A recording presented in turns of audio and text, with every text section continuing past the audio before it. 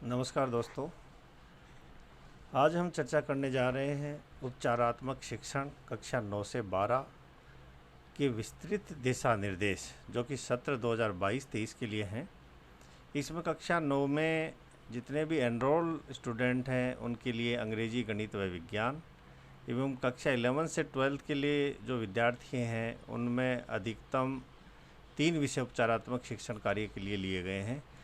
इस योजना को कैसे धरातल पर इम्प्लीमेंट किया जाएगा, कैसे इसका फ्रेमवर्क किया जाएगा, उस पर आज हम चर्चा करने जा रहे हैं। कोविड-19 की कठिन परिस्थितियों को देखते हुए विद्यालय में कक्षीय गतिविधियों का सतत संचालन नहीं हो पाया था। विद्यार्थियों में अधिगम अंतराल उत्पन्न हो गया था, जिससे उनके अधिगम स्तर की क्षति हुई है। विद्यार्थियों के अधिगम ह्रास को कम करने के लिए तथा अपेक्षित कक्षा अधिगम स्तर तक लाने के लिए माध्यमिक शिक्षा के समस्त राजकीय विद्यालयों एवं संस्कृत शिक्षा के विद्यालयों में अध्ययनरत कक्षा 9 से 12 तक के विद्यार्थियों का उपचारात्मक शिक्षण कराया जाना है। सबसे महत्वपूर्ण चीज़ है कक्षा 9 तक से 12 तक के बच्चे।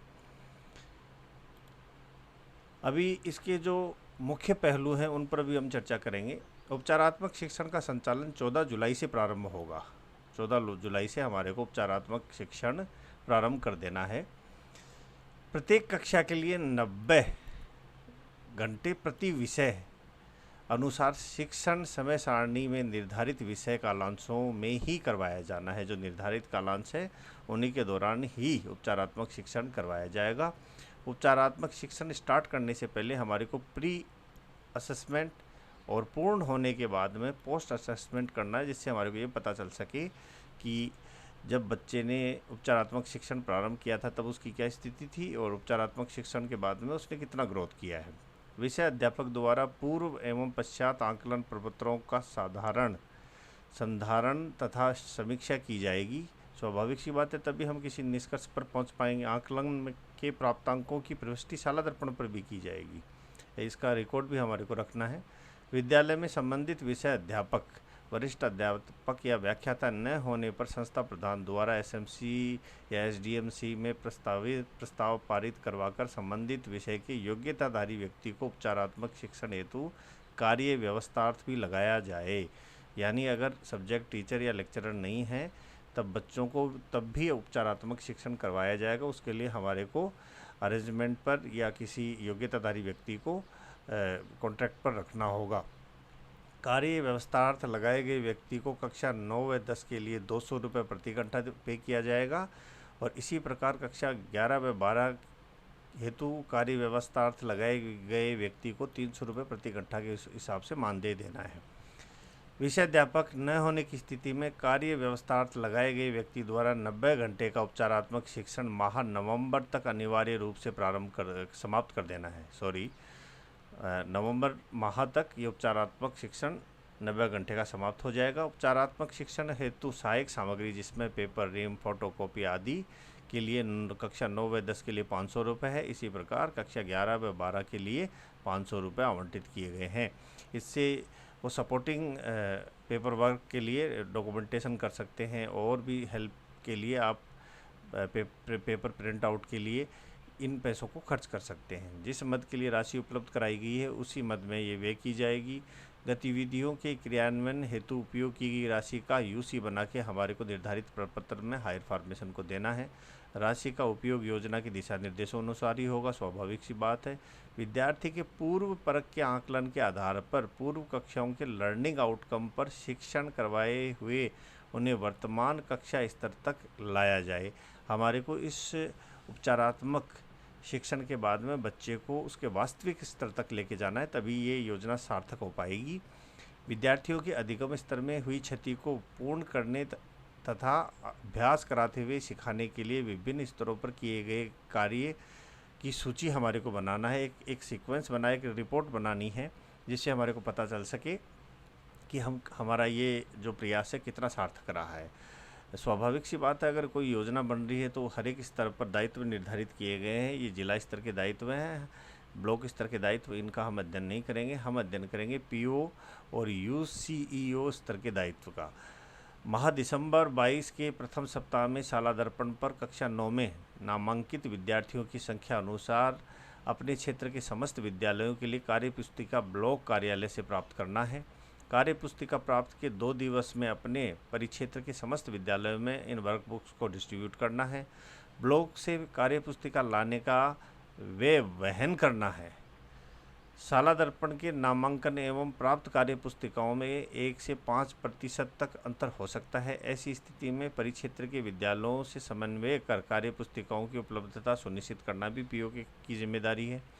कक्षा 9 से 11 के विद्यार्थियों को अंग्रेजी, गणित, विज्ञान तथा कक्षा 12 के विद्यार्थियों को अंग्रेजी अनिवार्य विषय की कार्य पुस्तिकाओं की उपलब्धता एक उपयोग की सघन मॉनिटरिंग करनी है। उनको यूज़ और उनको उपलब्ध करवाने की पूर्ण जिम्मेदारी पीओ की रहेगी। कार्य पुस्तिका वितरण का अभिलेख संधारण करना है, जो कि प्रपत्र 4 और 5 में दिखाया गया है। वो रिपोर्ट्स की लेटर से लास्ट में अपन चर्चा करेंगे इसके बारे में।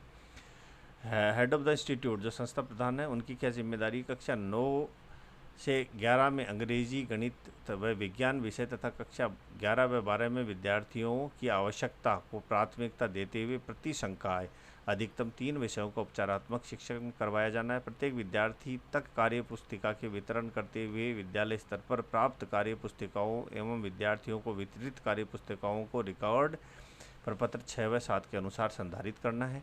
विद्यार्थियों द्वारा कार्य पुस्तिकाओं के उपयोग की नियमित रूप से मॉनिटरिंग करनी है। विद्यालय में विषय अध्यापक होने पर 14 जुलाई 2022 से उपरांत शिक्षण प्रारंभ कर 90 घंटे पूर्ण करवाने की जिम्मेदारी भी संस्था प्रदान की रहेगी। अगर विषय अध्यापक उपलब्ध नहीं है तो एसएमसी और एसडीएमसी से प्रस्ताव लेके 90 घंटे के लिए हमारे को इसको हायर करना है और इसकी सूचना भरकर 20 जुलाई 2022 तक ब्लॉक कार्यालय में प्रेषित करनी है। कार्य व्यवस्थार्थ लगे व्यक्तियों द्वारा 90 घंटे के उपचारात्मक शिक्षण का क्रियान्वयन माह नवंबर 2022 तक अनिवार्य रूप से करना है।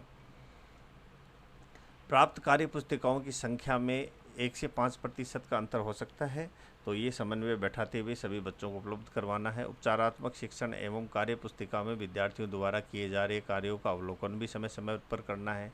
जो शिक्षक हैं उनके क्या दायित्व रहेंगे? 14 जुलाई 2022 से उपचारात्मक शिक्षण प्रारंभ कर 90 घंटे तक संस्था प्रधान के निर्देशानुसार पूर्ण करना है। शिक्षण प्रारंभ से पूर्व समस्त विद्यार्थियों का बेस लाइन और एंड लाइन आकलन करना है और उसको शाला दर्पण पर इस रिकॉर्ड को अपडेट करना है, जिससे हम समीक्षा कर सकें। अभ्यास हेतु प्रत्येक विद्यार्थी तक कार्य पुस्तिका उपलब्ध करवाने की जिम्मेदारी भी अध्यापक की रहेगी।